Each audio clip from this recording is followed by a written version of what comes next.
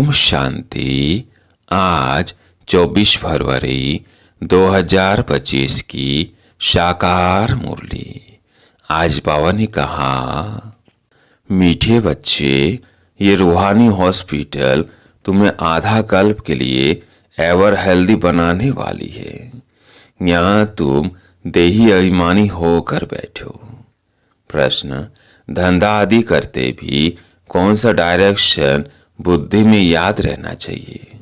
उत्तर, बाप का डायरेक्शन है तुम किसी साकार व आकार को याद नहीं करो, एक बाप की याद रहे तो विकर्म विनाश हो। इसमें कोई ये नहीं कह सकता कि फुर्सत नहीं, सब कुछ करते भी याद में रह सकते हो। ओम शांति। मीठे मीठे रूहानी बच्चों प्रति बाप का गुड मॉर्निंग। गुड मॉर्निंग के बाद बच्चों को कहा जाता है बाप को याद करो। बुलाते भी हैं, हे पति तो पावन आकर पावन बनाओ। तो बाप पहले पहले ही कहते हैं रूहानी बाप को याद करो। रूहानी बाप तो सबका एक ही है। फादर को कभी सर्वव्यापी नहीं माना जाता है। तो जितना हो सके बच्चे पहले पहले बाप को याद करो।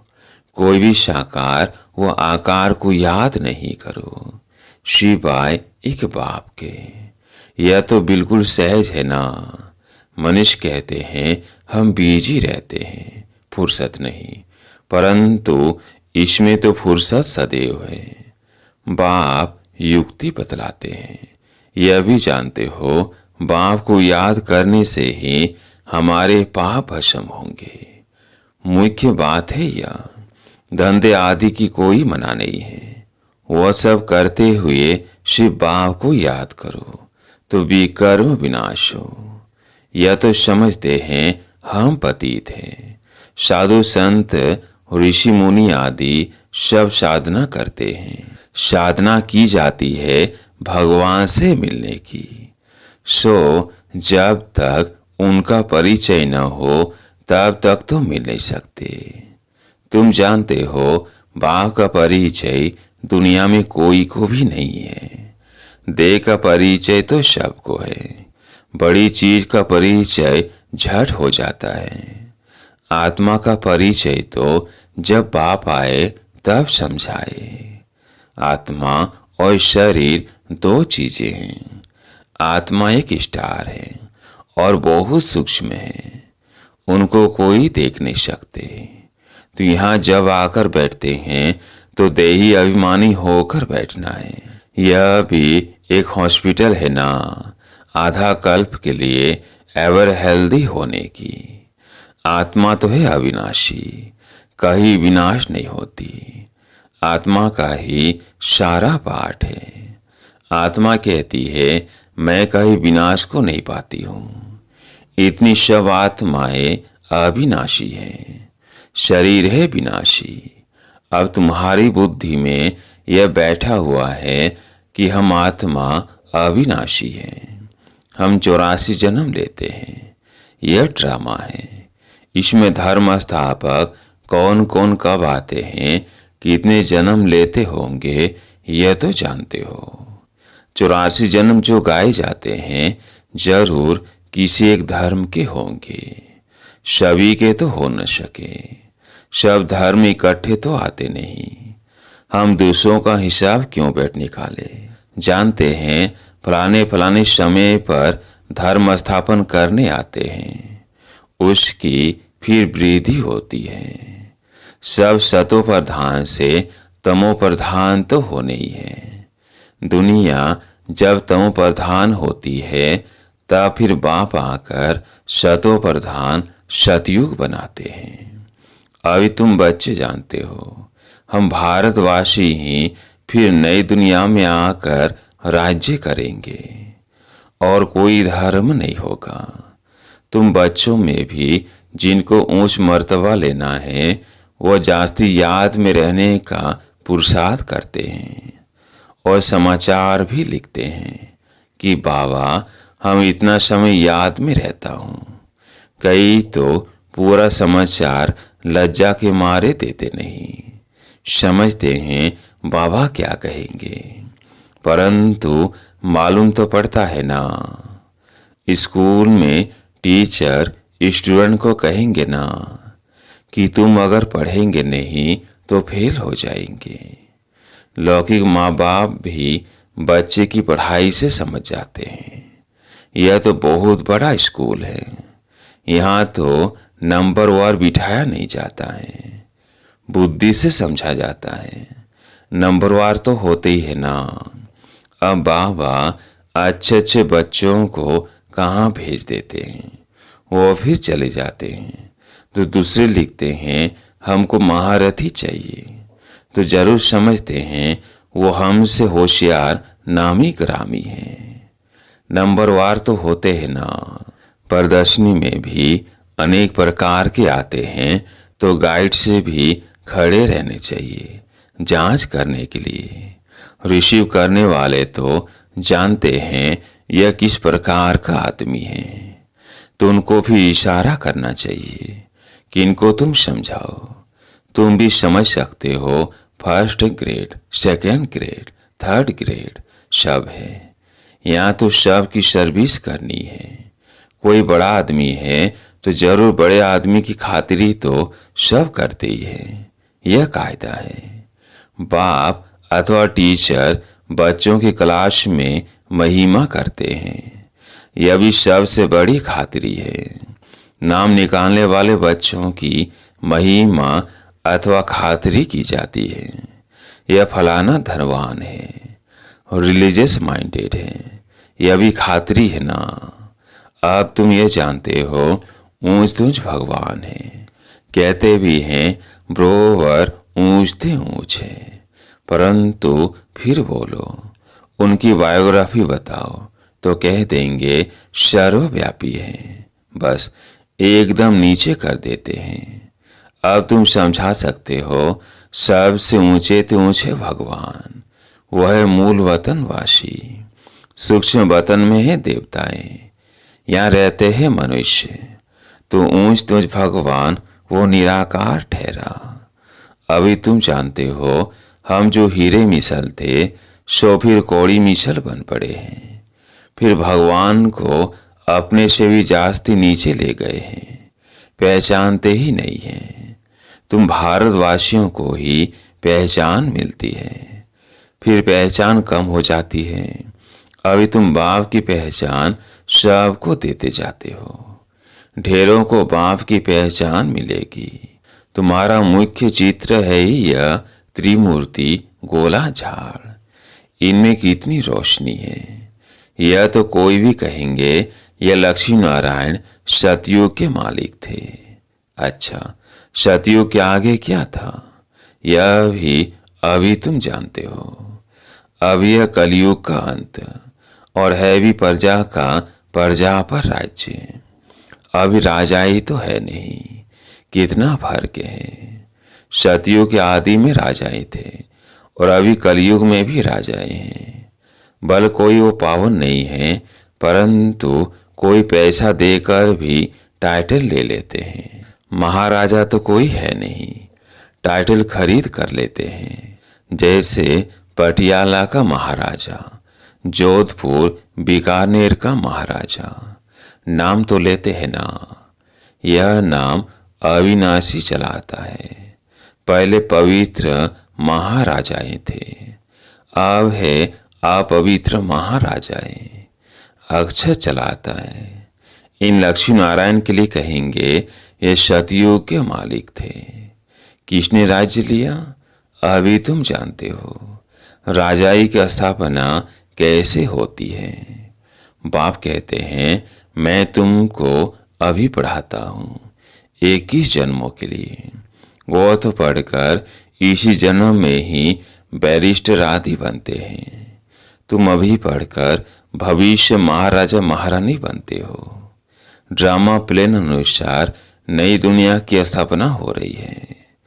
अब यह पुरानी दुनिया, बल्कि इतने भी अच्छे अच्छे बड़े महल हैं, परंतु हीरे जवाहरातों के महल तो बनाने की कोई में ताकत नहीं है। सतयुग में यह सब हीरे जवाहरातों के महल बनाते हैं ना, बनाने में कोई देरी थोड़ी लगती है। यहाँ भी अर्थक्वेक आदि होती है तो बिल्कुल कारीगर लगा देते हैं, 1-2 बरस में सारा शहर खड़ा कर देते हैं। नई दिल्ली बनाने में करके 8 से 10 बरस लगे, परंतु यहाँ के लेबर वहाँ के लेबर्स में तो फर्क रहता है ना। आजकल तो नई नई इन्वेंशन भी निकालते रहते हैं। मकान बनाने की साइंस का भी जोर है, सब कुछ तैयार मिलता है, झट फ्लैट तैयार, बहुत जल्दी जल्दी बनते हैं। ये सब वहाँ काम में तो आते हैं ना। यह सब साथ चलने हैं, संस्कार तो रहते हैं ना। ये साइंस के संस्कार भी चलेंगे। तब बाप बच्चों को समझाते रहते हैं, पावन बनना है तो बाप को याद करो। बाप भी गुड मॉर्निंग कर फिर शिक्षा देते हैं। बच्चे बाप की याद में बैठे हो, चलते फिरते बाप को याद करो, क्योंकि जन्म जन्मांतर का सिर पर बोझा है। सीढ़ी उतरते उतरते 84 जन्म लेते हैं। अभी फिर एक जन्म में चढ़ती कला होती है। जितना बाप को याद करते रहेंगे उतना खुशी भी होगी, ताकत मिलेगी। बहुत बच्चे हैं जिनको आगे नंबर में रखा जाता है, परंतु याद में बिल्कुल रहते नहीं हैं। बल ज्ञान में तीखे हैं, परंतु याद की यात्रा है नहीं। बाप तो बच्चों की महिमा करते हैं। यह भी नंबर 1 में है तो जरूर मेहनत भी करते होंगे ना। तुम हमेशा समझो कि शिव बाबा समझाते हैं तो बुद्धि योग वहां लगा रहेगा। यह भी सीखता तो होगा ना। फिर भी कहते हैं बाबा को याद करो, किसको भी समझाने के लिए चित रहे। भगवान कहा ही जाता है निराकार को, वो आकर शरीर धारण करते हैं। एक भगवान के बच्चे सब आत्माएं भाई भाई हैं, अभी इस शरीर में विराजमान है। सभी अकाल मूर्त है। यह अकाल मूर्त यानी आत्मा का तख्त है। अकाल तख्त और कोई खास चीज नहीं है, यह तख्त है अकाल मूर्त का। ब्रिकुटी के बीच में आत्मा विराजमान होती है, इसको कहा जाता है अकाल तख्त। अकाल तख्त अकाल मूर्त का। आत्माएं सब अकाल है, कितनी अति सूक्ष्म है। बाप तो है निराकार, वो अपना तख्त कहाँ से लाए। बाप कहते हैं मेरा भी यह तख्त है, मैं आकर इस तख्त का लोन लेता हूँ। ब्रह्मा के साधारण बूढ़े तन में अकाल तख्त पर आकर बैठता हूँ। अभी तुम जान गए हो सब आत्माओं का यह तख्त है। मनुष्यों की ही बात की जाती है, जानवरों की तो बात नहीं। पहले जो मनुष्य जानवर से भी बदतर हो गए हैं वह तो सुधरे। कोई जानवर की बात पूछे, बोलो पहले अपना तो सुधार करो। सतयुग में तो जानवर भी बड़े अच्छे फर्स्ट क्लास होंगे, कीचड़ आदि कुछ भी नहीं होगा। किंग के महल में कबूतर आदि का कीचड़ा हो तो दंड डाल दे, जरा भी कीचड़ा नहीं। वहाँ बड़ी खबरदारी रहती है, पहरे पर रहते हैं, कभी कोई जानवर आदि अंदर घुस न सके। बड़ी सफाई रहती है। लक्ष्मी नारायण के मंदिर में भी कितनी सफाई रहती है। शंकर पार्वती के मंदिर में कबूतर भी दिखाते हैं तो जरूर मंदिर को भी खराब करते होंगे। शास्त्रों में तो बहुत दंत कथाएं लिख दी है। अई बाप बच्चों को समझाते हैं, उनमें भी थोड़े हैं जो धारणा कर सकते हैं, बाकी तो कुछ नहीं समझते।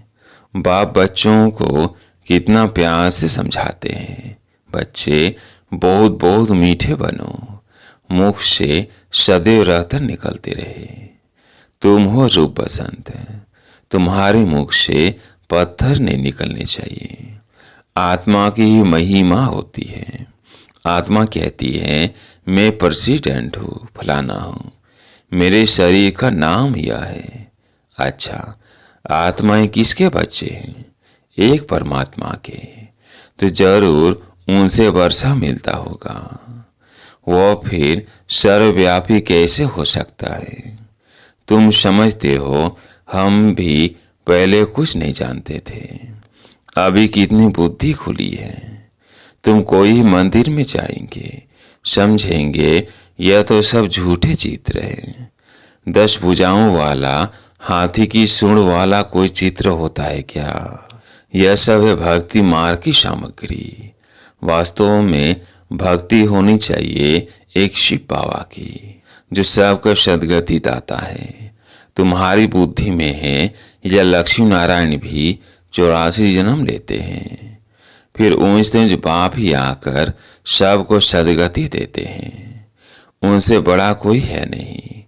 यह ज्ञान की बातें तुम्हारे में भी नंबर और धारण कर सकते हैं। धारणा नहीं कर सकते तो बाकी क्या काम के रहे?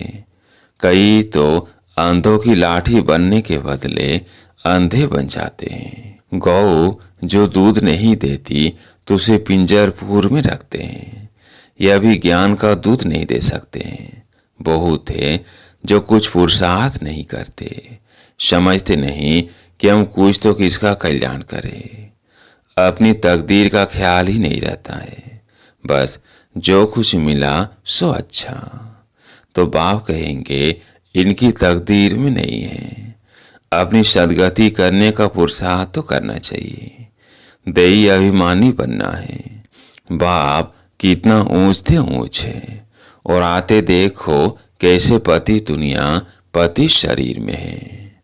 उनको बुलाते ही पति दुनिया में है। जब रावण दुख देते हैं तो बिल्कुल ही भ्रष्ट कर देते हैं। तब बाप आकर श्रेष्ठ बनाते हैं। जो अच्छा पुरुषार्थ करते हैं वो राजा रानी बन जाते हैं। जो पुरुषार्थ नहीं करते वो गरीब बन जाते हैं। तकदीर में नहीं है तो तदबीर कर नहीं सकते। कोई तो बहुत अच्छी तकदीर बना लेते हैं। हर एक अपने को देख सकते हैं कि हम क्या सर्विस करते हैं। अच्छा, मीठे मीठे सिकिलदे बच्चों प्रति माता पिता बाप दादा का याद प्यार और गुड मॉर्निंग। रूहानी बाप की रूहानी बच्चों को नमस्ते। हम रूहानी बच्चों की रूहानी बाप दादा को याद प्यार गुड मॉर्निंग नमस्ते नमस्ते। धारणा के लिए मुख्य सार। पहला पॉइंट है रूप बसंत बन मुख से सदैव रतन निकालने हैं। बहुत बहुत मीठा बनना है। कभी भी पत्थर यानी कटु वचन नहीं निकालना है। दूसरा पॉइंट है ज्ञान और योग में तीखापन अपना और दूसरों का कल्याण करना है। अपनी ऊंच तकदीर बनाने का पुरुषार्थ करना है। अंधों की लाठी बनना है। आज प्यारे मीठे बाबा का वरदान। संतुष्टता द्वारा सर्व से प्रशंसा प्राप्त करने वाले सदा प्रसन्नचित्त भव। संतुष्टता द्वारा सर्व से प्रशंसा प्राप्त करने वाले सदा प्रसन्नचित्त भव। संतुष्टता की निशानी प्रत्यक्ष रूप में प्रसन्नता दिखाई देगी, और जो सदा संतुष्ट व प्रसन्न रहते हैं उनकी हर एक प्रशंसा अवश्य करते हैं। तो प्रशंसा प्रसन्नता से ही प्राप्त कर सकते हो। इसलिए सदा संतुष्ट और प्रसन्न रहने का विशेष वरदान स्वयं भी लो और औरों को भी दो, क्योंकि इस यज्ञ की अंतिम आहुति सर्व ब्राह्मणों की सदा प्रसन्नता है। जब सभी सदा प्रसन्न रहेंगे तब प्रत्यक्षता का आवाज गूंजेगा, अर्थात विजय का झंडा लहराएगा। आज का स्लोगन डायमंड बनने का मैसेज देना ही डायमंड जुबली मनाना है। डायमंड बन। डायमंड बनने का मैसेज देना ही डायमंड जुबली मनाना है। आज का व्यक्ति इशारा, एकांत प्रिय बनो, एकता और एकाग्रता को अपनाओ। एकांतवासी बनना अर्थात चारों ओर के वाइब्रेशन से परे चले जाना। कई ऐसे होते हैं जिन्हें एकांत पसंद नहीं आता। संगठन में रहना, हंसना, बोलना ज्यादा पसंद आता, लेकिन यह हुआ बाहर मुक्ता में आना। अभी अपने को एकांतवासी बनाओ, अर्थात सर्व आकर्षण के वाइब्रेशन से अंतर्मुख बनो। अब समय ऐसा आ रहा है जो यही अभ्यास काम में आएगा। अगर बाहर के आकर्षण के वशीभूत होने का अभ्यास होगा तो समय पर धोखा दे देगा।